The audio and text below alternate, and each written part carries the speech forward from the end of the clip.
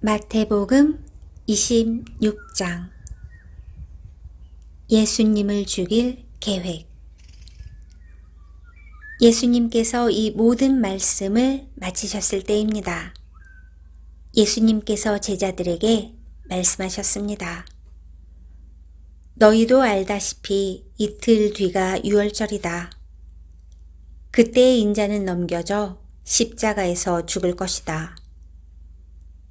그때 대제사장과 장로들이 가야바라고 하는 대제사장 공관에 모였습니다. 그들은 조용히 예수님을 잡아 죽일 계획을 세웠습니다. 그러나 그들은 명절 기간에는 안 돼. 사람들 사이에 폭동이 일어날 수 있으니까 라고 말했습니다. 예수님께 향유를 부은 여자. 예수님께서 베다니에서 문둥병에 걸렸던 시몬의 집에 계셨을 때입니다. 한 여자가 비싼 향유 한 병을 가지고 와 식사하고 계시는 예수님의 머리에 이 향유를 부었습니다. 이 광경을 본 제자들이 화를 냈습니다. 왜 이 값비싼 향유를 낭비하는 것이오? 그것을 비싼 값에 팔아서 가난한 사람들에게 줄 수도 있었을 텐데. 예수님께서 이것을 아시고 말씀하셨습니다. 왜 이 여자를 괴롭히느냐? 그는 나에게 좋은 일을 하였다. 가난한 사람들은 항상 너희 가운데 있을 것이다. 그러나 나는 너희와 항상 함께 있지 않을 것이다. 이 여자는 내 몸에 향유를 부어 내 장례를 준비한 것이다. 내가 진정으로 너희에게 말한다.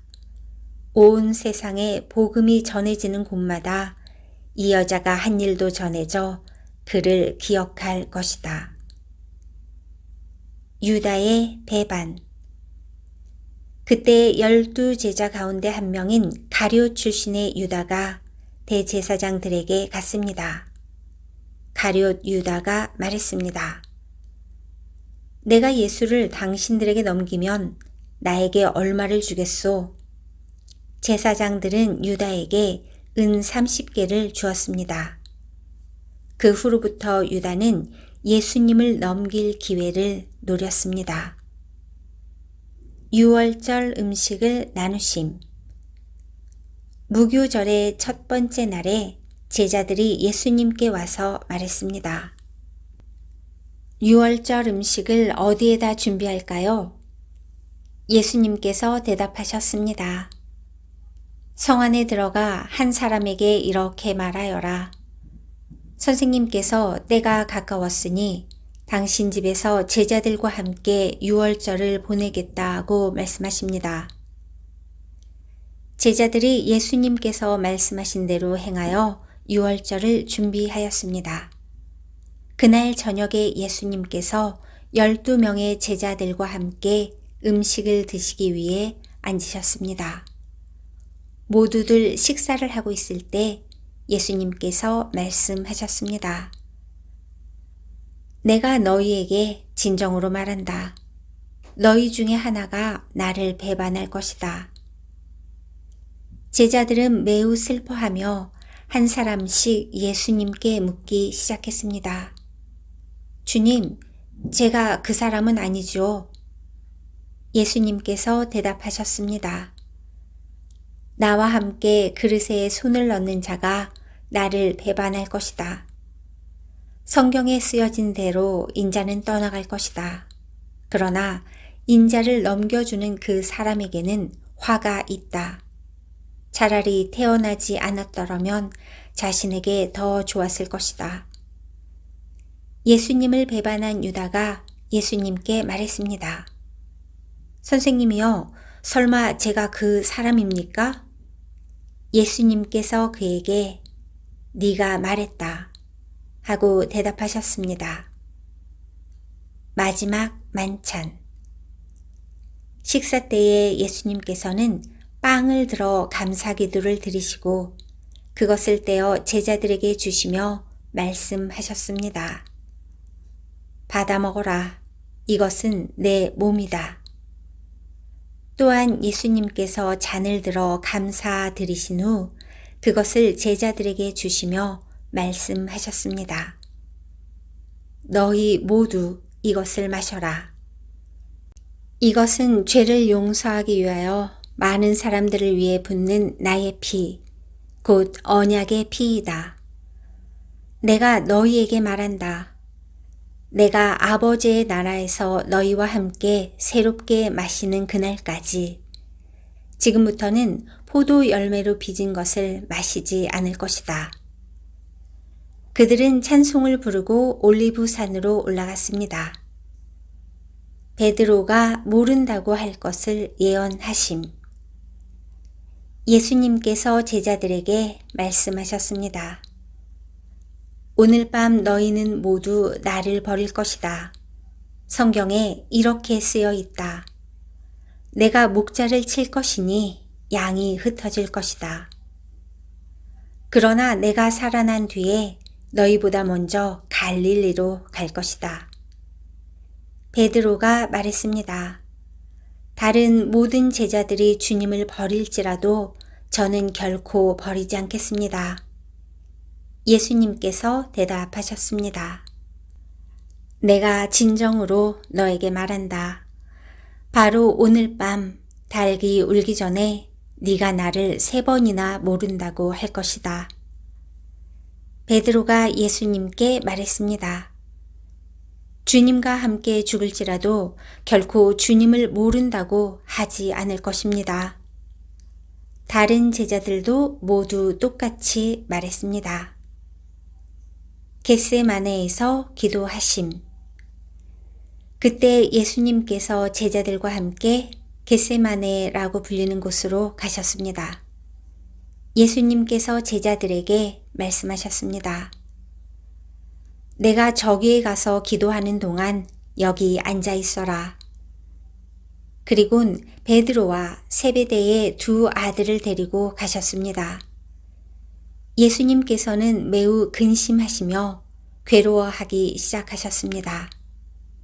예수님께서는 세 제자에게 말씀하셨습니다. 내 마음이 괴로워 죽을 지경이다.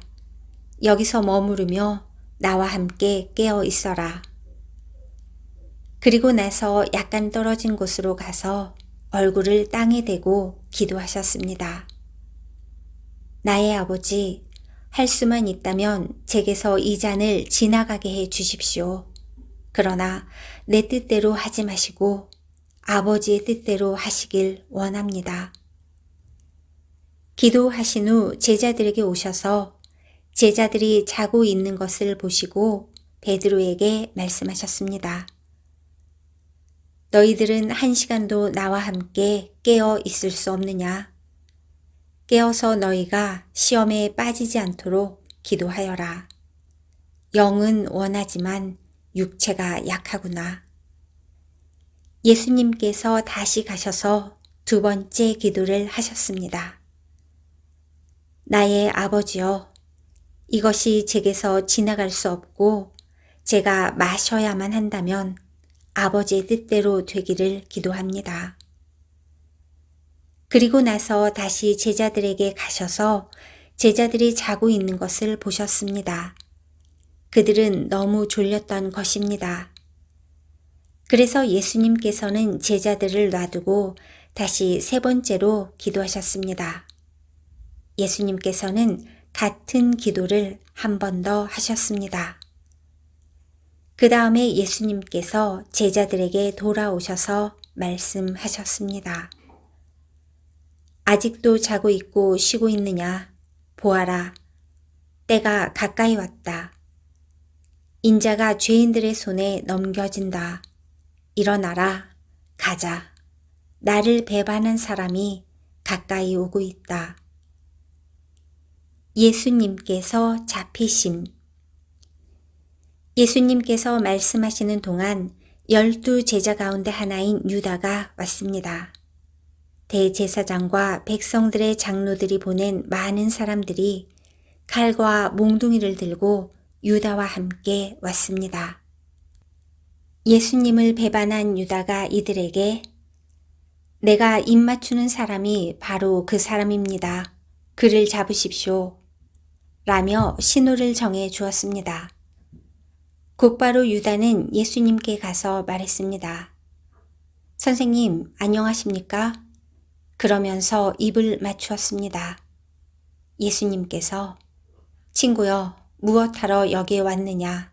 하고 묻자 사람들이 와서 예수님을 붙잡았습니다. 그러자 예수님과 함께 있던 제자 중 한 사람이 칼을 뽑았습니다. 그리고 대제사장의 종에게 칼을 휘둘러 그 종의 귀를 잘랐습니다. 예수님께서 그에게 말씀하셨습니다. 칼을 도로 제자리에 꽂아라. 칼을 쓰는 사람은 칼로 죽을 것이다. 너는 내가 내 아버지께 말씀드리면 즉시 12군단도 넘는 천사들을 보내주실 것을 생각하지 못하느냐. 그러나 만일 그렇게 하면 이 일이 반드시 일어난다고 한 성경 말씀이 어떻게 이루어지겠느냐. 그리고 나서 예수님께서 사람들에게 말씀하셨습니다. 너희는 마치 강도를 잡을 것처럼 칼과 몽둥이를 가지고 왔구나.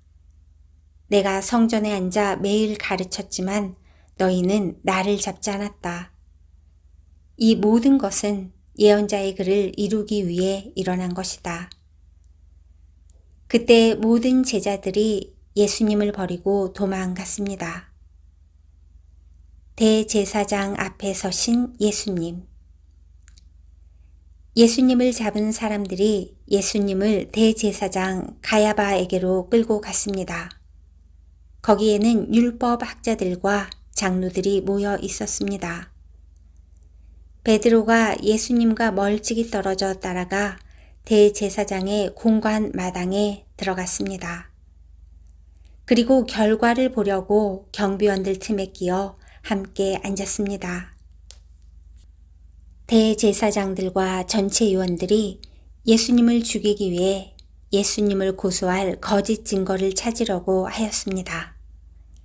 많은 거짓 증인들이 나왔으나 아무 증거도 얻지 못하던 중 마침내 두 사람이 나왔습니다. 이들은 이 사람이 나는 하나님의 성전을 헐고 그것을 3일 만에 다시 세울 수 있다 라고 말했습니다. 라고 증언했습니다. 대제사장이 일어서서 예수님께 물었습니다. 당신은 아무 대답도 하지 않겠소? 이 사람들이 당신에게 불리한 증언을 하는 것에 대한 당신의 답변은 무엇이오? 그러나 예수님께서는 아무것도 말씀하시지 않았습니다. 다시 대제사장이 예수님께 물었습니다.